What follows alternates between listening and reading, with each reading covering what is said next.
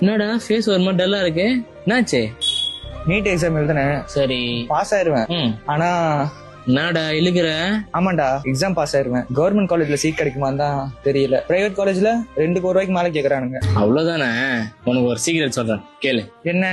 நீ NEET pass பண்ணா மட்டும் போதும், உனக்கு doctor seat confirm. Fergana medical institution of public health, உஸ்பெகிஸ்தான்ல இருக்கு. அப்ராடா? எக்ஸ்பென்ஸ் ரொம்ப அதிகமா இருக்குமேடா.